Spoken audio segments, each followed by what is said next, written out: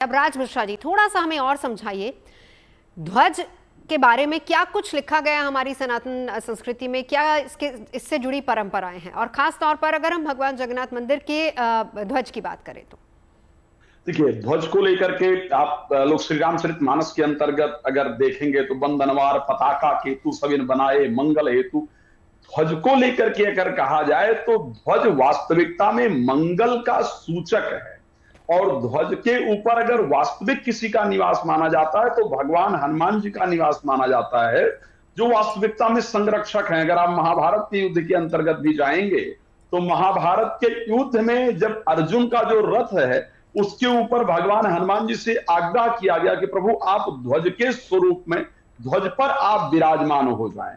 और आज भी अगर आप जाकर के ग्रामीण क्षेत्रों के अंतर्गत देखेंगे या किसी भी मंदिर में देखेंगे तो ध्वज पर हनुमान जी की जो चित्र है उसको अंकित किया जाता है, हनुमान जी का चिन्ह अंकित किया जाता है। तो ध्वज वास्तविकता में शुभकता का प्रतीक है। जब भगवान राम का आगमन अयोध्या में होता है तो सभी लोगों ने अपने घर के बाहर सुंदर ध्वज को सजाया।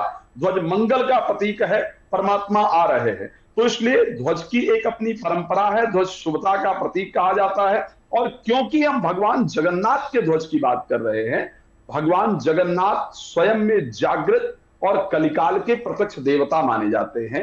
उनके ध्वज की एक आप लोगों ने अभी चर्चा भी हम सब लोगों ने किया कि वो ध्वज एक विपरीत दिशा के अंतर्गत उड़ता है। क्यों विपरीत दिशा के अंतर्गत उड़ता है, और मैंने क्यों कहा कि भगवान हनुमान जी ध्वज के जो है वो प्रतीक है, ध्वज पर हनुमान जी होते हैं, वास्तविकता में वहां है। क्योंकि भगवान हनुमान जी जो है वो पवन तनय बल पवन समाना, भगवान हनुमान जी पवन के पुत्र हैं। और उस ध्वज के ऊपर वास्तविकता में भगवान हनुमान जी विराजमान रहते हैं।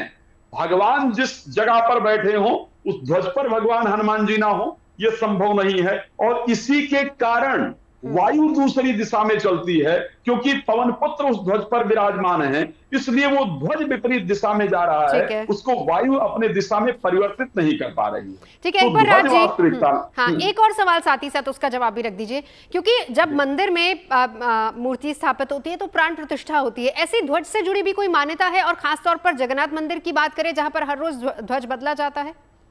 देखिए, मूर्ति की प्राण प्रतिष्ठा बेशक बाद में हो, लेकिन ध्वज की प्राण प्रतिष्ठा सबसे पहले की जाती है, नियम है। मूर्ति की प्राण प्रतिष्ठा बाद में की जाती है। और कोई भी मंदिर हो, लेकिन वहां पर जो ध्वज है, क्योंकि वो ध्वज हनुमान जी का स्वरूप है और वो एक सुरक्षा गार्ड की तरह देखा जाता है। जैसे हम लोगों के घरों के अंतर्गत भी है, हमारे घरों में पूरे वर्ष जो है वो भगवान सत्यनारायण की कथा इत्यादि की जाती है। वर्ष का जब अंत, मतलब एक पूर्णमासी को, स्पेशली गुरु पूर्णिमा इत्यादि को, ब्राह्मणों को बुलाकर यज्ञ करा करके सबसे पहले भगवान हनुमान जी का आवाहन करके और ध्वज की बाकायदा प्राण प्रतिष्ठा की जाती है। और ध्वज की प्राण प्रतिष्ठा करके और उसको बाकायदा लगाया जाता है। जिस प्रकार बाकी मूर्तियों की प्राण प्रतिष्ठा होती है, देवताओं का आवाहन होता है, उससे थोड़ा सा डिफरेंट। उसी प्रकार से वांस ध्वज के लिए एक बड़ी सुंदर परंपरा है। अगर आप ग्रामीण क्षेत्र के अंतर्गत जाएंगे तो ध्वज के अंतर्गत, और मंदिरों में भी जनरली जहां ध्वज जमीन के अंतर्गत गड़ा हुआ है, वहां पर एक नियम होता है कि ध्वज के लिए बिल्कुल हरा बांस लेकर के आना चाहिए। और उस बांस को कोई लांघता नहीं है, बाकायदा उसको स्नान इत्यादि कराया जाता है, उसका पूजन कराया जाता है। और यज्ञ से पहले उस ध्वज पर भगवान हनुमान जी का करके और उनको प्राण प्रतिष्ठित किया जाता है। तो ध्वज को वास्तविकता में एक भगवान के चिन्ह के रूप में देखा जाता है, ध्वज को स्वयं परमात्मा ही माना जाता है। ठीक है, एक बार वान्या जी आपके पास आते हुए, वान्या जी, जब हम किसी भी धार्मिक स्थल पर होते हैं, चाहे वो किसी भी धर्म से जुड़ा हुआ हो, वो एक बहुत पवित्र जगह मानी जाती है। क्या उनसे, वहां से जुड़े कोई अपशगुन हो सकते हैं? क्या उस जगह पर जहां पर माना जाता है कि साक्षात भगवान विराजमान होते हैं, क्या वहां पर कोई अपशगुन होते हैं? क्योंकि यहाँ पर लोगों के मन में इसको लेकर सवाल भी उठ रहे हैं कि कुछ अनहोनी हो सकती है।